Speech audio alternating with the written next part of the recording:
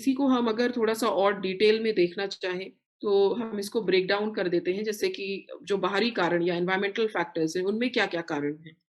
तो तंबाकू का सेवन हमारे देश में तो ये बहुत ज़्यादा है और आप को ये जानकर मुझे नहीं लगता है कि हैरानी होगी, क्योंकि आप लोग सब इस इतना तो अब जानते ही हैं कि तंबाकू के बारे में हमारे देश में मिशन चल रहा है और हर फ़िल्म दिखा देख जो फ़िल्म्स देखने जाते हैं, उन वो देखते होंगे कि वहाँ पे एक एडवर्टाइज़मेंट आता है, तंबाकू सेवन स्वास्थ्य के लिए हानिकारक है।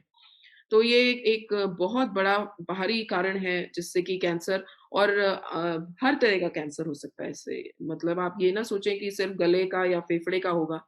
इससे अगर महिलाएँ इसका सेवन करती हैं तो ब इनका रिस्क बढ़ जाता है। ये बच्चेदानी का कैंसर होने का या स्तन का कैंसर होने का और मैं बाकी तो गले का जो कैंसर है या फेफड़े का, ये सब तो है ही है। फिर दूसरा है अल्कोहल।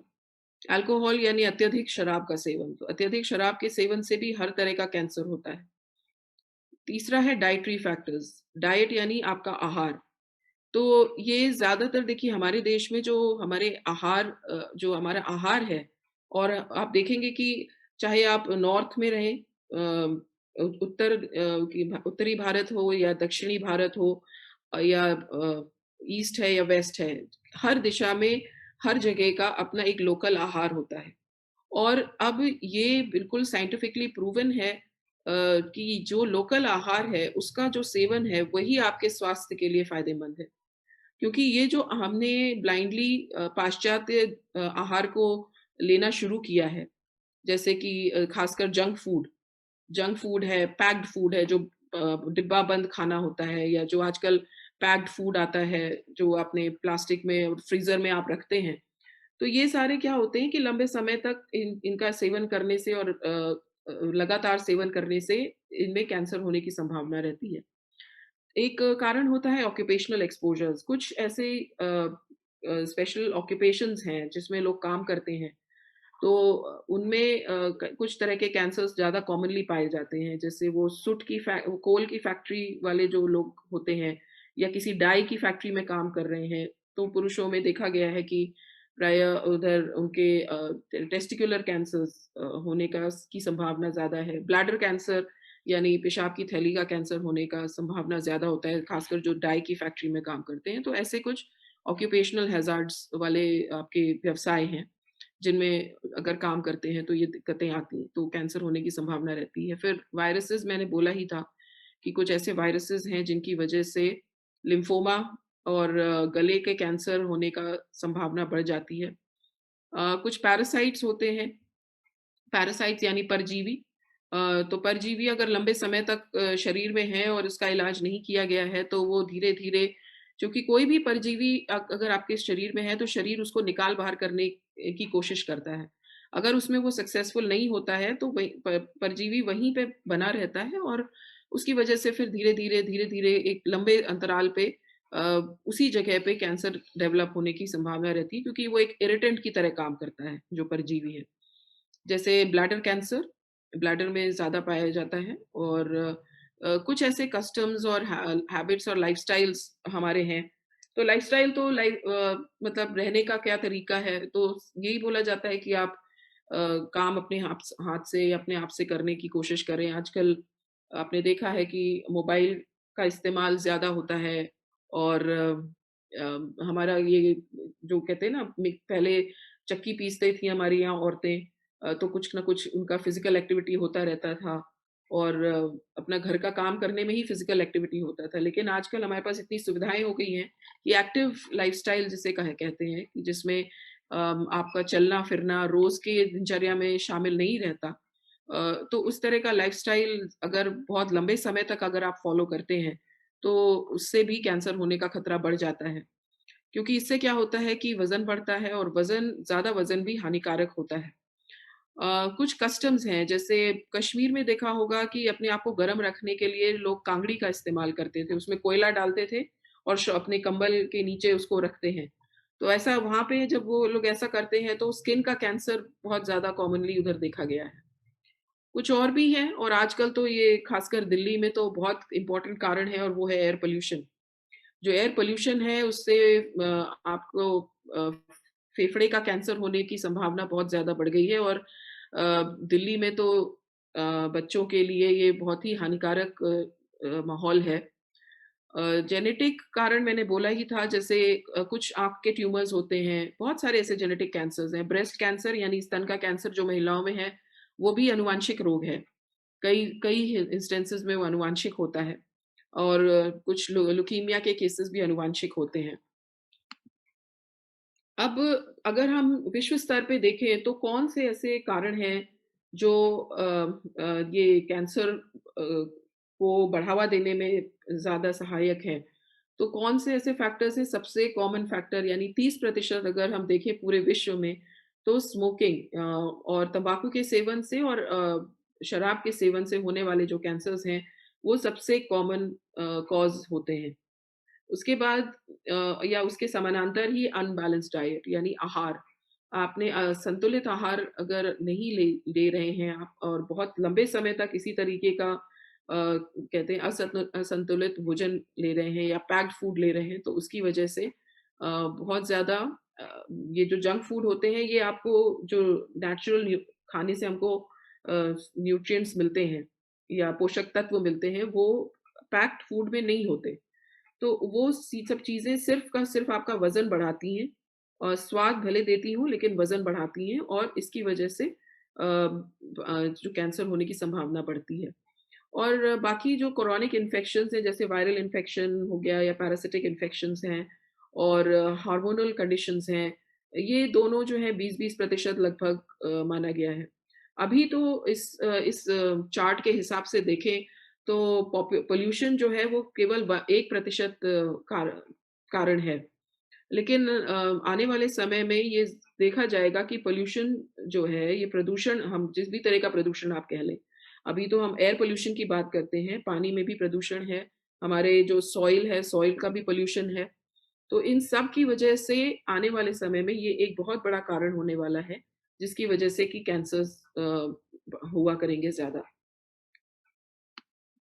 तो अब अगला सवाल आता है कि कौन से ऐसे लक्षण हैं जिनको कि देखकर हम सचेत हो जाएँ?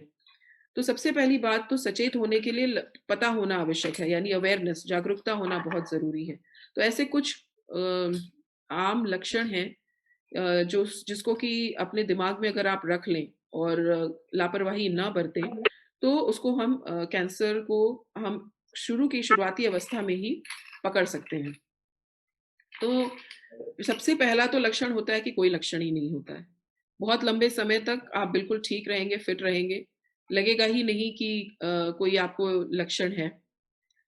और दूसरा है change in the bowel habits या ब्लैडर फंक्शंस यानी आपका जो मल-मूत्र त्यागने की जो प्रक्रिया है, वो डेली प्रक्रिया है, उसमें कहीं व्यवधान आ जाएगा और इसके प्रति सचेत रहना होगा। सचेत यानी आप ऑब्ज़र्वेशन रखना होगा कि अ, आपके अंदर कोई चेंज आपकी बॉडी के इस फंक्शन में कोई चेंज आया है, इसके प्रति आपको ही सचेत रहना होगा।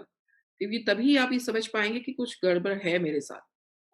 और कुछ ऐसे घाव जो कि ठीक नहीं हो रहे, तो कैसे कितना समय किसी घाव को ठीक होने में कितना समय लगता है? अमूमन कोई सुपरफिशियल घाव है यानी हल्की चोट है, तो उसको ठीक हो पूरी तरह से ठीक होने में 7 से 10 दिन का क टाइम लगता है।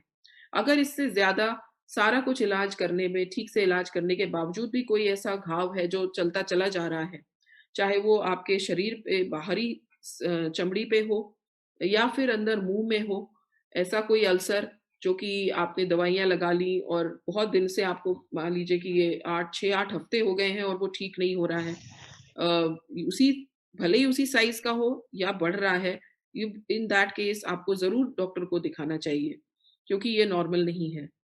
कहीं से भी खून का रिसाव होना या किसी भी तरीके का स्राव होना, चाहे वो स्तन से हो, चाहे मलमूत्र त्यागने के रास्ते से हो, चाहे पेशाब के रास्ते हो, चाहे मुँह से हो, इन जगहों से अगर किसी भी तरह का स्राव या रक्तस्राव होता है जो कि अचानक हो रहा है और पहले कभी नहीं हुआ, तो या फिर एक लंबे समय से हो रहा है और आप उस पे ध्यान दे रहे हैं पर डॉक्टर के पास जाने से डर रहे हैं। तो ये सारे खतरे की घंटियाँ हैं जिनको आपको ज़रूर सुनना चाहिए। अ, द एक और सबसे कॉमन जो चीज़ है, जो महिलाएँ अक्सर जिसका ध्यान नहीं रखती हैं, क्योंकि उन्हें एक हमारे कल्चर में है कि सामने आके बताने में उन्हें शर्म आती है, क्योंकि ये उनके शरीर का कहते हैं ना प्राइवेट पार्ट है, तो उसको उसको शेयर करने में उनको शर्म आती है। तो गाँठ होना, स्तन में गाँठ होना, अम, देख लेंगी हम मेरे पास मैंने कई केसेज़ ऐसे देखे हैं जो कि स्तन में गाँठ सालों-साल थी, लेकिन शर्म के मारे महिलाएँ अपने घर में किसी से नहीं बताई, यहाँ तक कि अपने पति पति से भी उस बात को नहीं शेयर कर पाती थीं। और किसी का ऑन है ऑडियो, प्लीज़ ऑफ कर दें। तो वो शेयर नहीं कर पाती हैं। तो ये ऐसी गाँठें अगर हुई हैं जो अचानक से हुई हैं, या जो पहले से गाँठ है वो साइज़ में बढ़ रही है। पहले वो गाँठ दर्द नहीं करती थी, अब दर्द करने लग गई है। स्तन में से कोई किसी भी तरीके का स्राव हो रहा है या रक्तस्राव हो रहा है निपल्स को दबाने पे। तो ये सारे जो लक्षण हैं, ये ठीक नहीं हैं। अगर ऐसा कुछ आपको देखने को मिलता है तो ज़रूर तुरंत ही आपको डॉक्टर को उसको दिखाना है। एक बहुत ही आम हमारे देश में समस्या है लोगों की, और वो है कि खाना पचता नहीं है। खाना नहीं पचने के लिए, और अक्सर ही बोलते हैं गैस बन गई है। तो ये सब आम चीज़ें नहीं हैं, यानी कि अ, अगर आपको ये मालूम है कि आपके 6 हफ्ते या 8 हफ्ते पहले तक आप बिल्कुल ठीक थे, और पिछले 6-8 हफ्ते से आपने गैस के लिए हर देसी इलाज कर लिया। अपने लेवल पे आपने किसी डॉक्टर को भी शायद दिखा लिया, और उन्होंने एक कोर्स एंटासिड भी आपको दे दिया है, गैस की दवा भी दे दी है, और उसके बाद भी आपकी स्थिति बनी हुई है। तो बेहतर है कि आप किसी स्पेशलिस्ट को इसको दिखाएँ, क्योंकि ये नॉर्मल समस्या नहीं भी हो सकती है। अ, दूसरा है खाना निगलने में तकलीफ़। तो खाना यानी कभी-कभी तो जब स्थिति बहुत ज़्यादा आगे बढ़ जाती है, तो पानी निगलने में भी तकलीफ़ होने लगती है। तो ये तो बिल्कुल खतरे वाली घंटी है। इनिशियली अगर मान लीजिए कि किसी कारणवश अ, आपका खाना निगलने में दिक्कत हो रही है, और ये प्रक्रिया 6-8 हफ्ते हो चुके हैं। इस बात का ध्यान रखना बहुत ज़रूरी है कि ये जो जो भी सिम्पटम्स मैं आपको बता रही हूँ, ये लंबे समय तक होने चाहिए। यानी 6 से 8 हफ्ता आपने इलाज करवा लिया, आपने हर संभव प्रयास कर लिया, और ये समस्या आपकी नहीं सुलझ रही, तो 6 से 8 हफ्ते हो गए हैं, बस इतना ही आपको डेडलाइन देना है, क्योंकि इसके बाद आपको ज़रूर स्पेशलिस्ट को दिखा के उनकी राय लेनी है।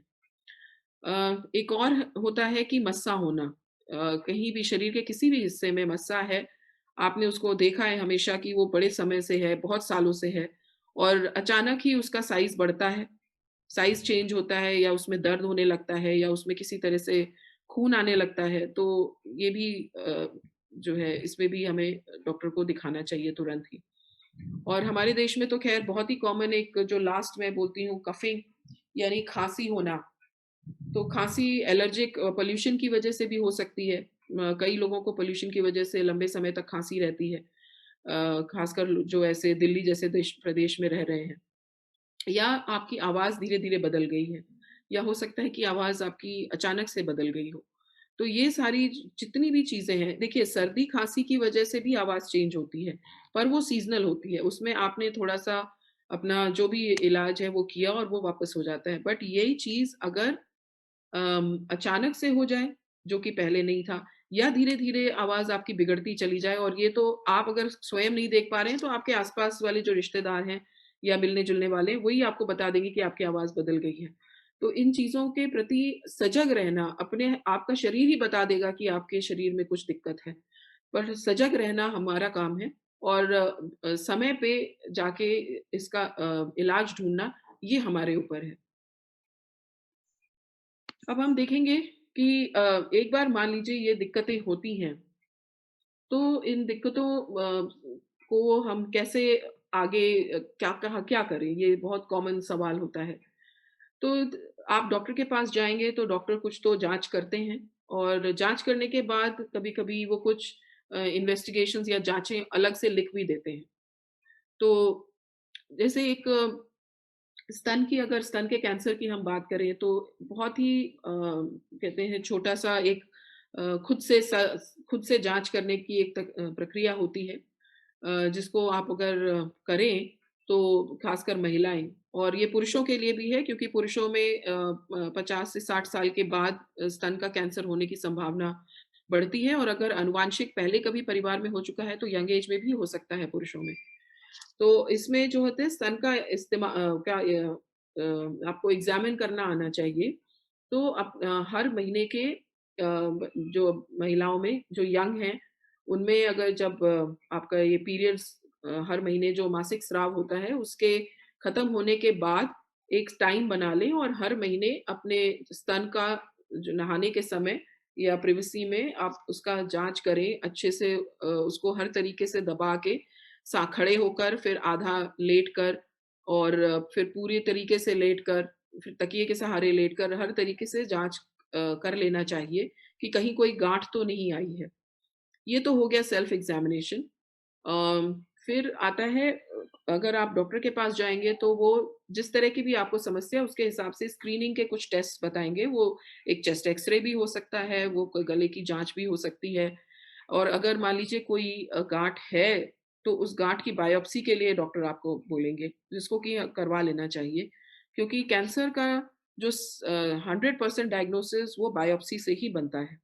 कोई भी इन्वेस्टिगेशन, कोई भी chest x ray, CT scan, MRI, PET CT या अल्ट्रासाउंड आपको बाहर से सिर्फ बता देगा कि कुछ गड़बड़ है, लेकिन वो गड़बड़ कैंसर ही है, इसका 100% प्रूफ वो बायोप्सी से ही होता है, एफएनएसी या बायोप्सी से।